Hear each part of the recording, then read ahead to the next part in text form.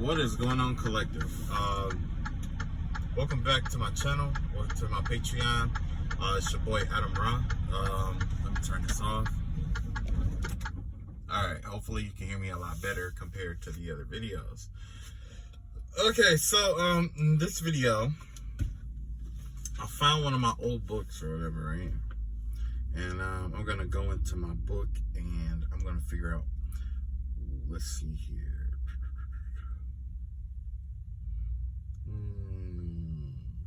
Yeah, I'm gonna pull one of these old writings from one of my books, and we're gonna talk about this today.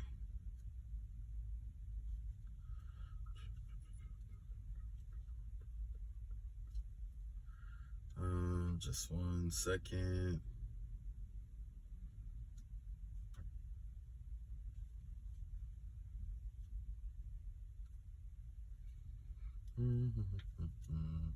I'm almost there. Hold on.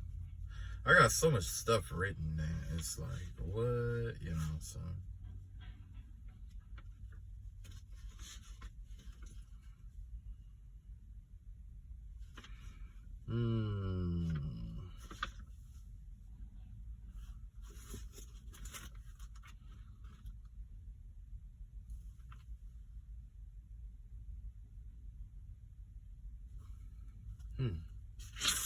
Wow.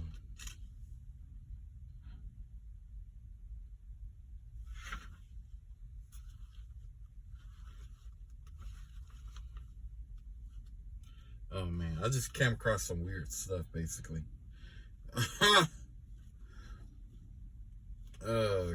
Okay, so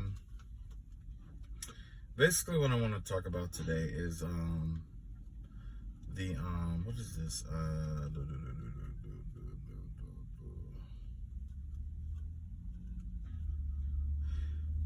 The spiritual science here about the 3 energy, frequency, and vibration here. Mantra, tantra, and yantra, basically. Okay. And spiritual tools.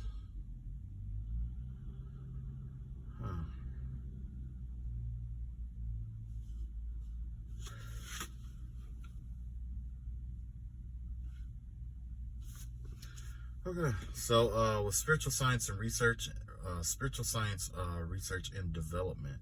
Initially, that's what I designed this this Patreon for, is spiritual science, research and development. Okay, the goal isn't to tell you what to do; it's basically to give my patrons something to think about, right? So the first thing about spirituality is that we have tools in spirituality. Matter of fact, I'll start with the first part of it. We have tools in spirituality. We'll start there. Tools are a magician's towel, the way to life or extension. These tools are an extension of the user itself. If the user is a novice operating master tools, either it will backfire, he will be drained, or lose control. It is vital to operate tools at your level for desired results. When the magician loses his powers, his tools can or will assist him. Emotional energy is required when one is cut off from the source of one's power. All spiritual warfare is designed to sever ties of your emotional being or mental being in order to attack, deceive, or manipulate. To overcome the loss of power, I find it better to switch polarities. Absence of power is as strong as its presence. The absence of power makes one an empty cup to be filled by the nature of the universe itself. No energy can out-preserve it, nor defeat such a source. It resorts you to a receptive state of mind in which nothing will be denied you because of lack of desire. Desire blocks the magician from his highest, fullest potential. In the presence of power, We become blinded by desire based on what we see. The absence of power creates a strain on you, causing you to draw near to you. Yeah, the absence of power creates a strain on you, causing you to draw near to you new and unusual powers at the price of releasing what you have. The black hole effect. Presence of energy gives you the ability to create the white hole. Anything you can perceive or conceive can be used as a tool as long as it's consecrated, have the knowledge to do so. Like, for example, salt has the knowledge to purify through absorption, and or has the ability to be directed accordingly. Use tools for what they know and you'll be successful. Basically, everything has a wisdom when it comes to spiritual warfare. You use things according to its wisdom. That's like if you were to go into war, you wouldn't use a sniper or give a sniper rifle to a gunner, right? True enough, that gunner may be able to fire that rifle or have general concept of how to fire that rifle, but they're more effective with suppressive fire as as a sniper is better with a marksman rifle.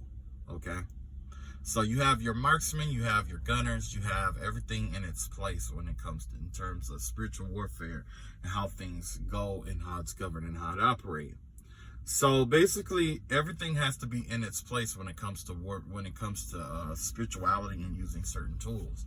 If this tool is above your pay grade, then you will not be able to use it. You know why? I'll get into that another day.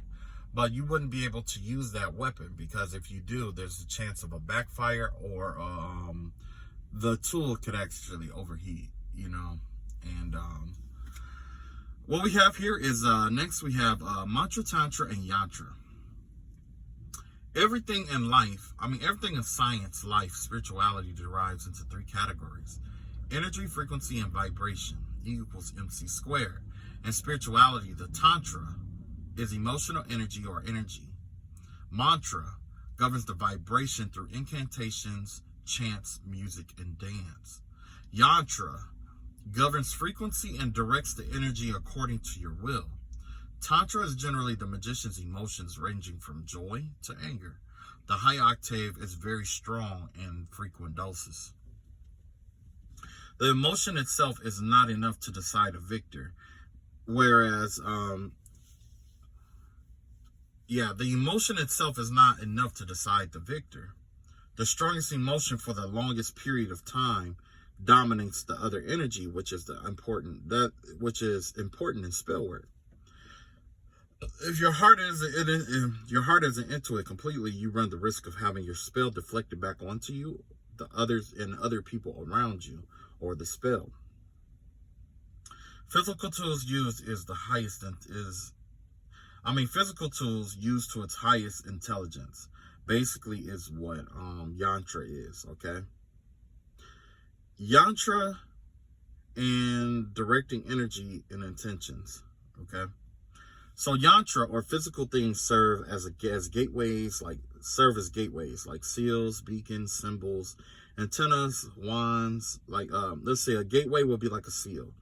A beacon would be like a symbol. An antenna would be like a wand, etc., etc., etc., right? So on and so forth. Every real magician understands these concepts, right? Anything can be applied in a yantric way. Yantra usually are consecrated and set aside for specific purposes. Any use or contact with anything outside of its sacred atmosphere taints or reduces the yantra's use. Yantra only,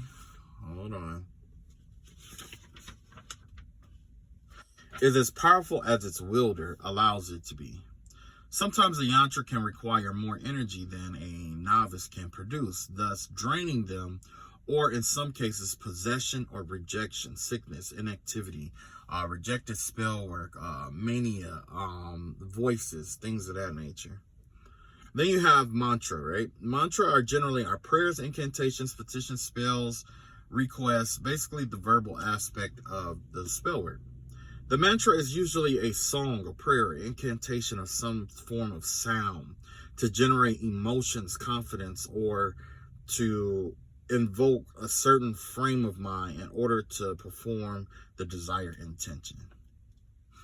Okay?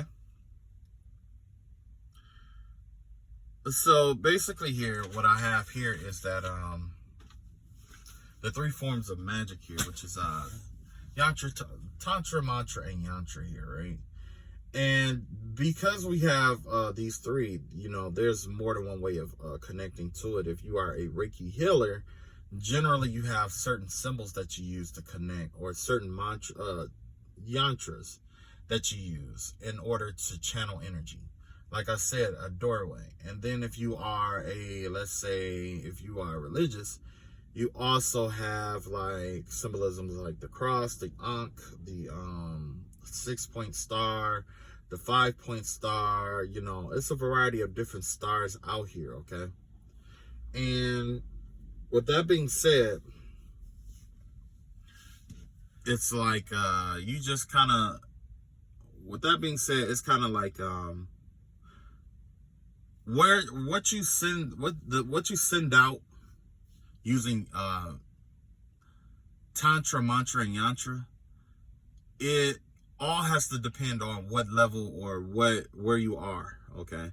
So if you are somebody who's just beginning and you're trying to do master level shit, guarantee you're gonna blow one of your chakra centers, okay? And yes, you can blow a chakra center, where if you blow a chakra center, especially a root chakra center, guess what? You're not gonna blow it into two. You're gonna put yourself in a situation where it's warped, and you're gonna create something in yourself. You're gonna be like a doorway for all these external things to enter into your life, because you have to live in a certain kind of energy or a certain kind of lifestyle in order to channel that energy. That's why people of the highest vibrations or white light are generally our healers. You see what I'm saying? High vibrational people generally be healers because they learn to be at peace with themselves. Thus, they are in a peaceful energy, and they can manifest or transmute peaceful energy towards other people. So if people who claim that they are healers aren't really healers, then guess what? The only energy that they can protrude is chaotic energy, because that's the energy that they are acquainted with. So you never have to worry about somebody who wants to, never have to worry about somebody of a darker octave talking about, oh, I'm a healer, I can do this or I can do that.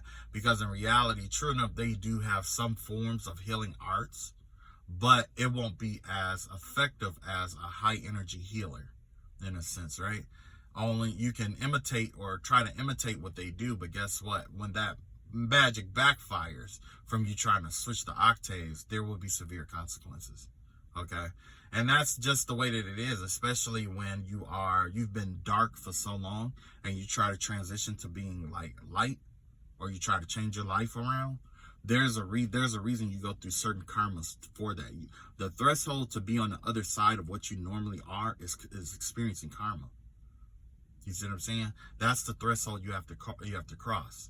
If you aren't willing to cross that threshold, you're going to stay in that dark karma, but eventually life is going to force you to cross that threshold to be something other than what you normally are. And when you do, that karma is waiting for you. Okay. Same thing. It doesn't matter which side you are on, whether it's light going to the dark or dark going to the light. Okay. Generally, when you're light going to the dark, you start cashing in on your good karma. Once you cash in on all your good karma, that's when, you're permitted to be in this darker space. You know what I'm saying? But when you are dark going into the light, you have to pay back all the karma. You have to pay back all the karmic lessons that you have acquired up until that point, because there's a threshold there. Okay? There's a threshold there. When it comes to transition, it's never easy. It's never easy, okay? So, another thing that I wanted to put out there is that, basically, it's like this. you're gonna have a lot of people out here, especially in the day and age that we were in, where it's a lot of people want to be witches, or it's a lot of wannabes. Just because somebody has the label of a witch, a soothsayer, soother, mamba, and all that stuff, doesn't mean that's what they truly are. Okay? Some people just know how to manipulate energy. Some people just know how to read the energy. Some people just know, you know what I'm saying, have that intuitive sense of what must be and what isn't, right? But at the end of the day, it's like this. Whatever you truly are, it's gonna come out. And especially if you're using magic. So if you're using certain kinds of magic, and it may be successful at some point, but eventually, by you living in that energy for long periods of time, and it doesn't, not serving you or whatever it may be, it'll show. You know what I'm saying? There are two truths in this world, you know, magic in terms of, and numbers, basically, right? And the reason why I say magic is a truth in this world is because whatever you are is what you're going to attract to yourself. So if there's chaos within you, everything around you is going to be chaotic. Okay? With yantra, mantra, and tantra, you're going to speak chaotic things. You're going to have chaotic energy. And you're going to be obsessed with chaotic, like physical chaotic things. You know what I'm saying? So basically what that would look like is like somebody in a lower vibration, mantras, they gossip. That is a low vibrational energy, right? So along with gossip, there's some kind of addiction that follows alongside with that. That would be like a yantra, okay? And then the tantra, let's see, the tantra will be like emotional wounding or childhood wounding or some kind of damage within them that is triggering all this energy. You see what I'm saying? So that is what we call the rippling effect, okay? That's why, that's where the origination of the Hermetic principle of as above, so below comes from, okay? It's a redirecting, it's the root of yantra, mantra, and tantra, the root of magic, okay, in itself. And basically what happens is like, what you think, you can think whatever you want, but the things that you hold on to is what start manifesting into your life. There's people who hold on to their hurt and their pain and stuff, and it start manifesting more and more in their life. There are even people out here who hold on to certain stuff, and you know, like being depressed or whatever it may be, or what, it doesn't matter. You know what I'm saying? And then there's people who are obsessed with other people being obsessed with them. You see what I'm saying? When in reality, it's like, it's a misinterpretation. It's a mental misinterpretation. You see what I'm saying? Basically. So yeah, like I said, you know, and I'm still working with the mental disorders in terms of like magic and how it's formed and things of that nature, because it's going to manifest differently. Why? Because you're working on a different energetic, working on a different energetic amplitude, okay? Because remember, when it comes to sine waves and stuff, you got the amplitude, you have the frequency, you have the depth, you have, you know, it's a variety of different things that you have, okay? Because this is like a combination in the sense of like I said, math is a truth. Truth chase after truth, okay? If you pay attention, like a truth will chase after a truth. Like truths lead to other truths. That's just like what is dry leads to things that are easy to catch on fire. Things that are wet things that are damp generally leads to things that are wet, okay? And with that being said, you know, a truth generally leads to a truth, and a lie generally lead to other lies, okay? And I'm assuming that's the reason why we have that conundrum where it's like, you know, when you tell one lie, whether anyone believes it or not, you just feel compelled to tell another one on top of that and just keep layering it and layering and layering and layering and layering and layering. And you're not understanding or realizing that you're layering these lies. It's because the lie, you're trying to convince yourself to believe something. And until you convince yourself to believe this lie, you know that you can't convince other people to believe such a lie. And like I said, it's energy, frequency, and vibration. By you living in a lying energy, guess what's going to happen? It's going to trigger lies. It's going to attract, and worst of all, it's going to attract people to you who are full of lies. People who are going to deceive you. So what does that do? That opens up that energetic wounding that you have. That whatever wounding that you have, it's going to open that doorway of that gap open wider, so that the energy that is on, like the energy that is within you, is basically what's being around you, and you have no choice but to absorb what's around you because you're faced with it on a daily basis. Okay, that's why a lot of people, and you know, it's a lot of people out here who actually cut their hearts off because of that. You know, like when I was doing my spiritual warfare, the enemy wanted to surround me with all this dark and negativity to try to basically get me to absorb their energy and stuff like that. But I figured out a way to nullify that. You know what I'm saying? There's a way that you can nullify that. Generally, these, you know, when I was in spiritual warfare, it was like multiple people. So you know what it was? It was multiple minds, multiple energies, multiple frequencies, multiple vibrations. So what does that happen? You find a gap in that. There's always corners, okay? With those corners, you just have to, it's like a radio station. You tap into certain energies at different times. Your energy is there, okay? No matter what, your energy is there. And there's nothing they can do about that. Why? Because we are connected to divine source.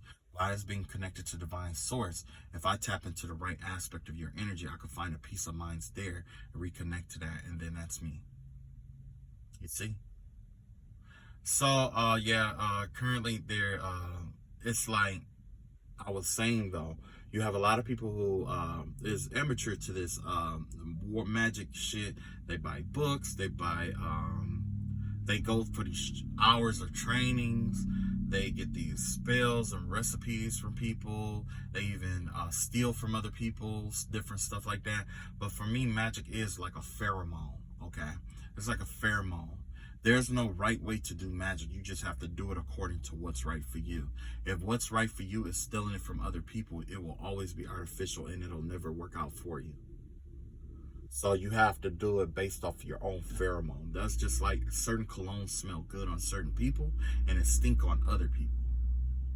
You know what I'm saying?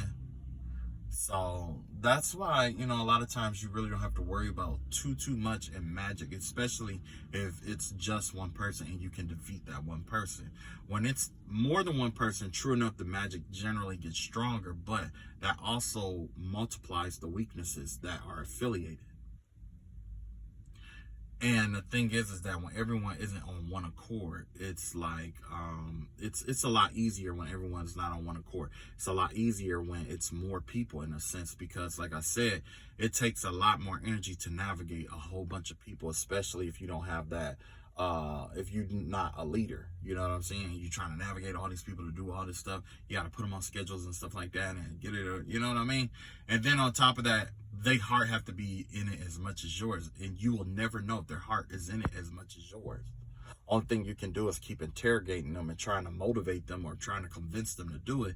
Eventually it's going to turn into threats and blackmail. Well, if you don't, you know this is going to happen. If you don't, you know this is going to happen. Oh, I feel like this, I feel like that. In reality, you're trying to focus on your own life and you're drained from your own life circumstance situations, right? Yeah. This person isn't. Generally, when you have something like that and they're not all in agreement, what happens is it becomes like a nuisance. Whether people agree with it or not, it becomes a nuisance.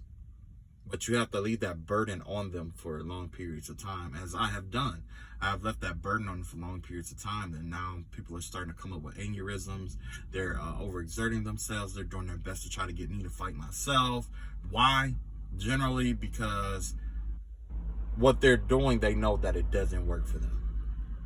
And not only that, it takes a lot of energy for them to do what they're doing, because it's not true to their own pheromones.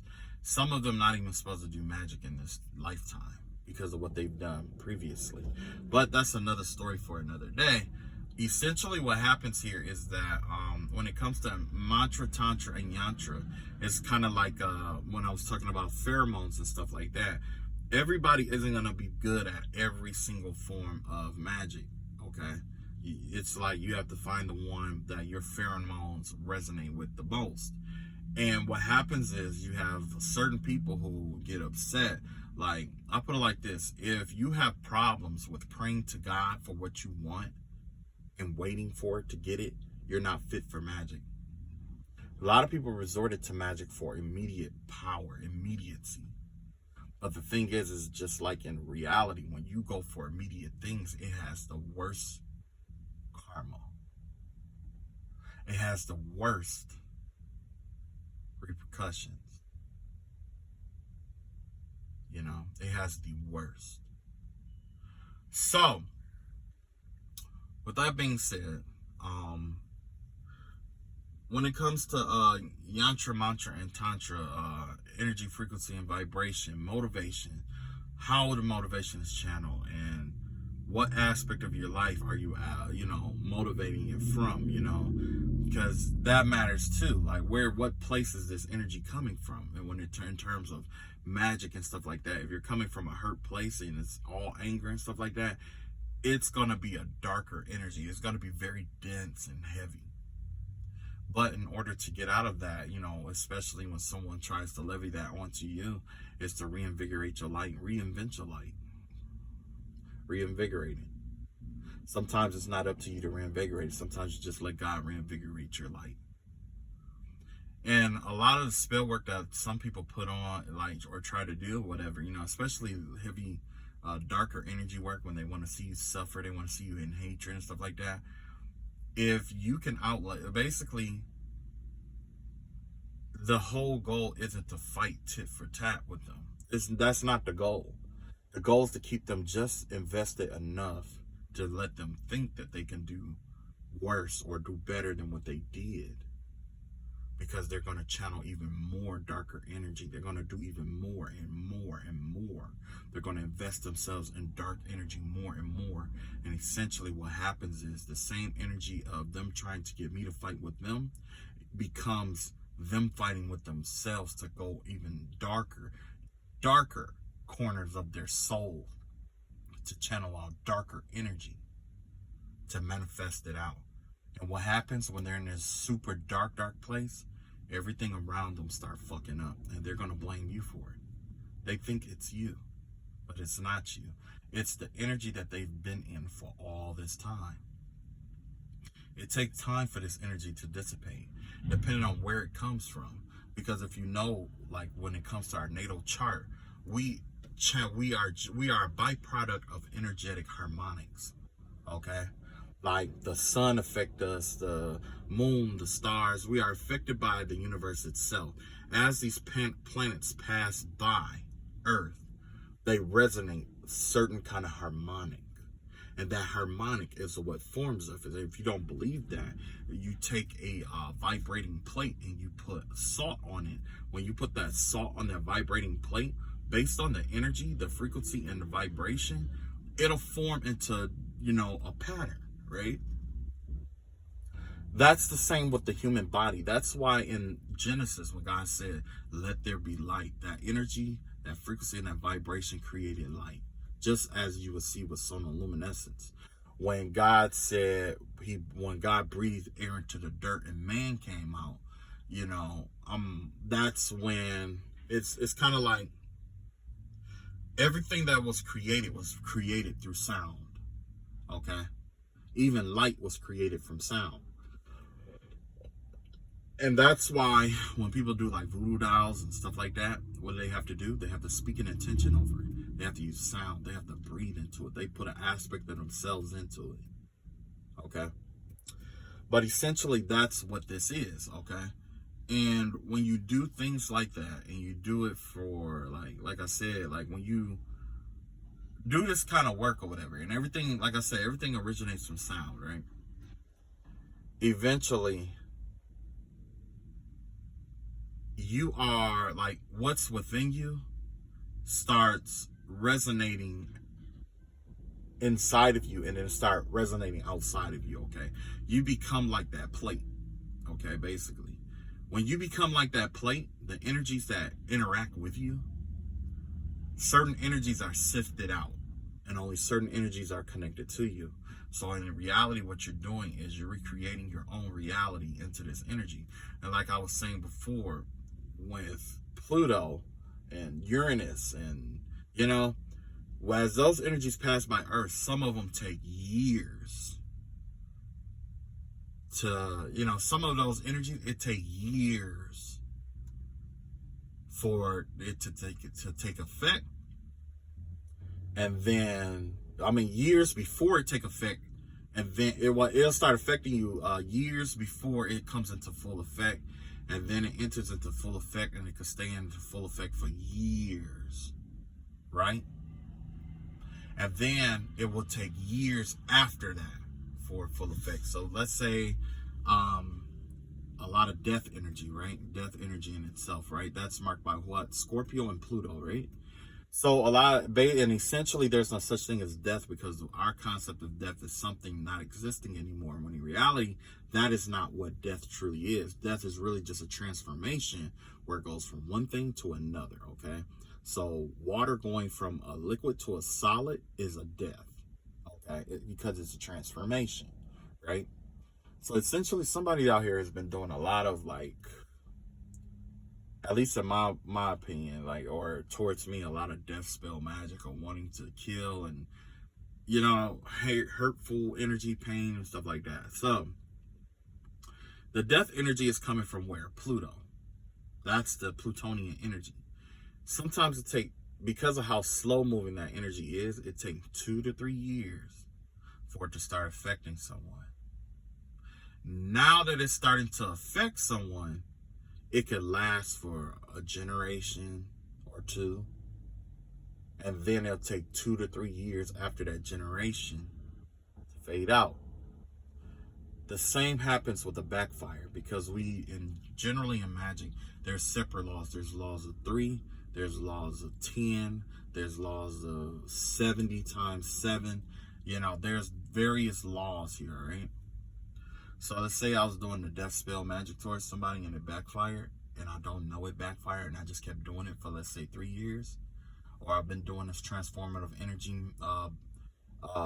where you're trying to take something from someone and change it into something worse for them in their lives. Let's say I've been doing it for 3 years, right? It's going to take 3 years for it to come into effect, right? And you may see some aspects of it that you draw into, but it takes 3 years. After 3 years of doing that, let's say that it backfired. So after you've been doing it for 3 years, now it's starting to show up in your life, right? Those 3 years right there, 3 years after that is when it really enters into your life, okay? So it starts showing up in your life for 3 years. It takes 3 years for it to actually show up in your life. It takes like 3 years for it to actually backfire. Once that backfire is solid, it can last a whole generation. It could last however long it takes Pluto to come out of a constellation. And that constellation could definitely be like I would say maybe it could take about 30 years or so. It could take like 90 years, depending on the revolution of Pluto. You know, sometimes we only see one Pluto. We never see a Pluto return for a reason, because of how long it takes to go through each constellation, right? So in our lifetime, we might see Pluto go in maybe 1 or 2 other planets, right? Or 1 or 2 other constellations. And what ends up happening here is like, once it hit, keep in mind I said the law of 3, right? So it backfired, right? So that means you could be in that energy for 9 years. That's 3 years plus the 9 years that you are to be inside of that energy, right? And then the 3 years it take to get out of that energy. So that's 3, 6, that's 15 years. That's a 15-year sentence right there. That's a life sentence almost. You know what I'm saying? for some spell work that you did for 3 years. And same thing with, you know, other energies and stuff like that. Like, say if it was, you know, other ones, sometimes it take a couple weeks to get in there, and then it'll stay for a certain amount of time, like 2.5, 3 years, and then it's out after, you know, a couple months or whatever after that. And you know what I'm saying? It's a variety of different energies that are out here. And you know, you got all these amateur witches and warlocks and shamans and stuff like that. You got a lot of amateurs out here who, I'm not going to say they think they know, but there's aspects that was not written in books, and that's for a reason. You know what I'm saying? It's certain stuff about the universe and the energies that we channel that's here for, that's not in books for a reason. That's why when you mention it to certain practitioners, they're like, I've never heard of that. I've been doing this for 30 years and this and that. And yeah, you may have been doing it for 30 years, but you've been so caught up in doing this and that for so long that essentially you just don't have that connection to the universe. The universe speaks to certain people for a reason here. You know what I'm saying? And there's a lot of people who try to, you know, try to steal this information or try to deceive, or, you know what I'm saying? Especially the blind is what I call them, the blind, deaf, and dumb. You got some people out here who are blind, deaf, and dumb for a reason.